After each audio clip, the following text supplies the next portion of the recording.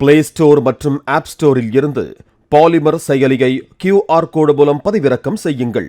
செய்திகளை உடனுக்குடன் பெறுங்கள்.